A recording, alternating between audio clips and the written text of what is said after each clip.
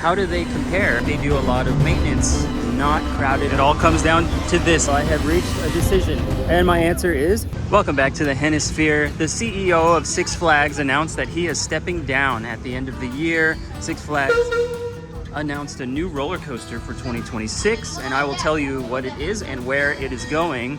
And I will address my latest viral video because I had a lot of comments. So right off the bat, I can tell you that Boomerang is not open just yet. And usually this is the case with some of the rides here in the past. Not all of them will be open right at park open for a rope drop. So not surprising. We have active progress going on the Coca-Cola refill station. Look at that wall. All of this is brand new to help with people jumping over the line. Looks great. Here is another angle. Checking in on Fright Fest updates, we can see a lot of work has been done back here to the entrance of whichever haunted house this is going to be. There's still a lot of excess wood on the outside, and we can see the animatronic just peeking right there above this compressor. It looks like the paint has been finished on the entrance. And there are some props on the left and right side. I see some crates and I see some netting. And there's something hanging out of the far left side, right there. Not sure what that is, but this is looking amazing. They also have some lights hanging right here from the tree. Now we all know and love Jeffrey Siebert. He's now the regional president of all Texas parks, and he made an announcement last weekend when I was here saying that there are going to be additional IP houses here for Fright Fest. It's going to be bigger and better than ever, not just here, but at Six Flags over Texas as well. And he specifically mentioned that the facades or the outside entrances to the mazes here this year will get a lot of additions to them. They're going to be more intricate, and it will lead to better immersion when you enter all of the haunted houses. Now it is Wednesday, August 6th. This might be my first Wednesday here of the year. If it's not, it's only my second Wednesday of 2025, but I wanted to come here because there were a lot of comments on my videos over the last month saying, well, the lines are so long because you're there on a weekend. You need to visit on a weekday. So I am here to check out the lines on a Wednesday and see how do they compare to weekends. They should be much shorter, but I also wonder if some of the attractions will not be open until later in the day because staffing, it's usually a lot less on the weekdays. So we will see how everything shakes out.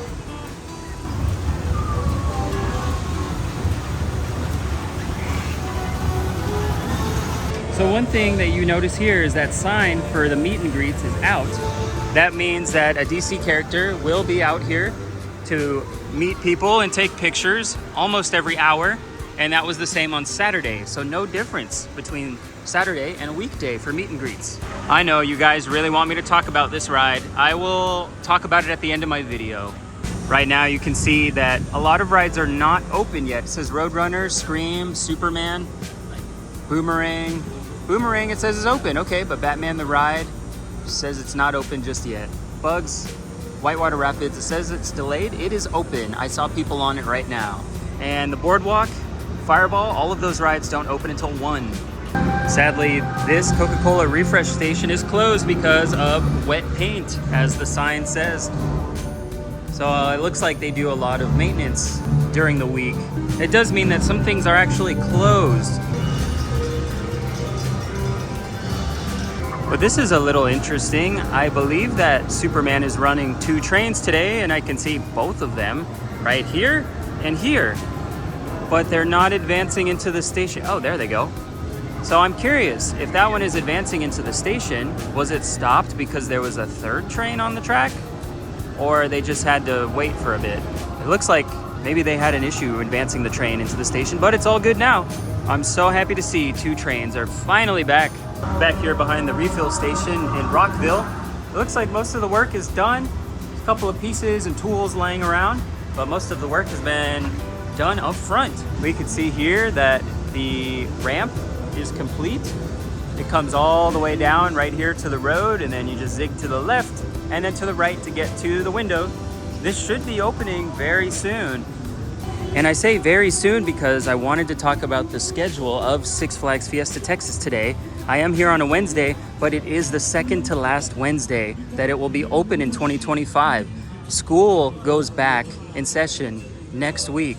So starting on Monday, the park will be closed Monday through Thursday or Monday through Friday, except for holidays for the remainder of 2025. The next Wednesday you can visit here after today is the day before Thanksgiving in November. And so far I can tell you it is not crowded at all here. None of the rides are operating at capacity. Either full trains are empty or half the train seems to be empty. As you see, Wonder Woman is the first exception. There are more than half of the cars filled with people. So we'll go see how the line is and if it's running 1 or 2 trains. So we do have a sign out front that says it's operating at limited capacity. So it must be 1 train. But the good news is the line shouldn't be long. And yes, you can see there is no one in the station. It's a walk-on. Awesome. Love when Wonder Woman is a walk-on, although it is very rare. So the CEO of Six Flags, Richard Zimmerman, who was on the Cedar Fair side before the merger, is now saying that he is stepping down at the end of 2025. I believe the earnings call for quarter number 2 was this morning on Wednesday, August 6th. And I think most of the statistics, the finances that were spoken about were met with not great optimism. Then that was announced. People are still talking about just the doom and gloom from this huge mega company, saying that they're scared for the future and it looks like it's going nowhere. And I don't agree with it. I really don't. I think that the MVP pass sale is a great thing, as we see some scenery back there, right there, sticking over the fence. We need some more time to go by to really understand what's going to happen to a lot of the theme parks in this chain. I don't think too many more will be sold off or closed. I do think that the revenue is going to increase though for the last half of 2025. This pass is incredible in so many ways. It is the best deal I've ever seen. The way that they are presenting it at each park is a little different. So one of the surprises I saw was that Kings Island is offering the Gold Pass with the All Park Passport for, I believe, $9 a month. And that is more expensive than any other park in the chain that is offering it. However, there are 2 parks I noticed that do not have the pass listed on their website, as far as I could tell. And that is Six Flags Mexico and La Ronde in Canada. I did not see the pass there. The last statistic I heard was that July attendance was up 1%. So that is promising. This month to last July, that was the one little glimmer of hope, because I have noticed the crowds in July were much bigger than June, May, and April this year, at Fiesta Texas at least. So I would say that things will be changing. The parks are going to get very crowded, and that is not a bad thing. Once you bring all the people in, you'll start seeing the revenue spike. That's what this company needs. So I would hold off on the pessimism and all of the bad vibes and just the bad language that's being used around this company. I think that there are a couple of shining stars, such as Kings Island and Fiesta Texas and Canada's Wonderland, Knott's Berry Farm. There are a couple of those that are really, really going to set the standard, and a lot of other parks will be coming up to their level or our level, because Fiesta Texas is on that overperforming level. Oh no, I just sat down outside Pete's Eats and the queue for Poltergeist just emptied because the ride is down. The other piece of big news was that yesterday, August 5th, Six Flags Mexico announced that they are getting a Vekoma family boomerang coaster. So that is just another one of the big 2026 additions coming to the whole Six Flags mega chain.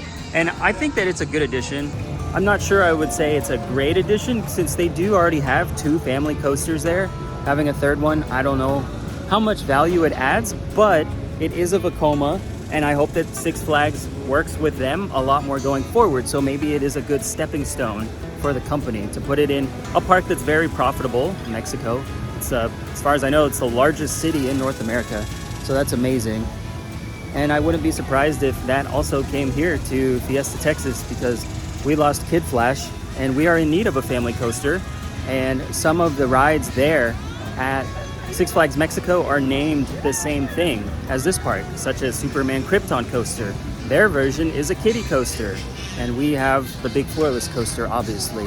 So wouldn't be surprised. And if you're wondering more about the ride and like what it would look like if you were riding it, it is the same exact model as Snoopy's Soapbox Racers at Kings Island. That just opened in 2024, so you can go check that out. But yeah, I'm excited for the future. It is August, and as I am calling it, it is Announcement August. So I expect Six Flags Over Texas to finally announce their dive coaster formally, the whole layout, the whole name and theme and everything about it. And also, this park here, Fiesta Texas, is giving their next announcement August 16th at 2 p.m. at Rockville High for the FT92 event. They have that event every year, and I know that they will be announcing a lot of Fright Fest things there, but who knows? They may start the teasing process for a new ride. I'll have to check the Teatro Fiesta schedule of shows, but it looks like there is a new show coming. I guess the other show has ended. And also for Boomerang, it has still not opened yet. There are a lot of employees there.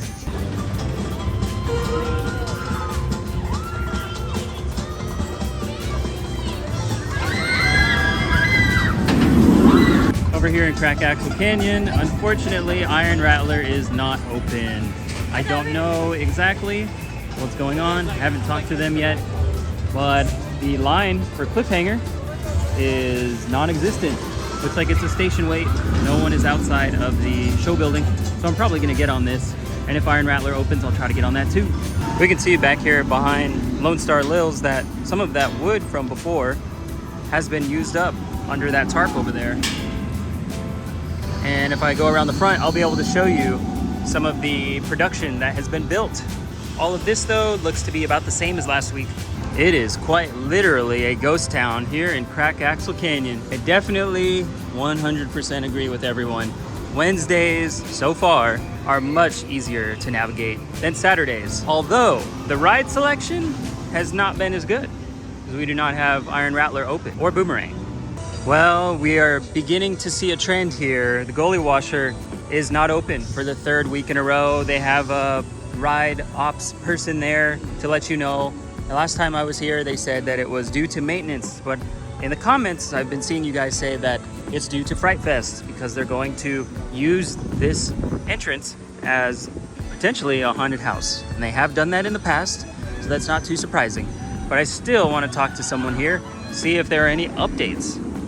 I did speak to the ride ops person that was there, and he did say that it is confirmed down for maintenance. So it is not for Fright Fest. I think if it was for Fright Fest, it would only be closed in the afternoons as they prepared to open the mazes. So that is a bummer. If you love Goalie Washer, I'm sorry. We don't know when it will reopen. Here's the other side of Lone Star Lils, and you can see crews are hard at work over here with creating some stage production, I assume. But it also could be for haunted houses. I've noticed that they have built a lot of stuff on this stage and then moved it out to the different haunted houses. At least that's what Jeffrey Siebert has alluded to. He did not say that directly, but I believe that's what's happening over the past month. Right now, this stuff could be for the show on stage here at Lone Star Lils, but it could also be more Fright Fest production for the entries to the haunted houses. Now, so far, my comparison of Wednesdays to Saturdays has been very favorable. However, there is one thing that is preventing me from definitively saying that it's better than Saturdays. And we're about to check one more time and see if we can answer the question. We are now past 1:30 in the afternoon. Boomerang still has not opened. I heard, actually, through TikTok Live that it was closed all day yesterday. So it looks like this will be closed all day today as well. It all comes down to this, guys. Is Iron Rattler open or is it closed? Right now, it is testing.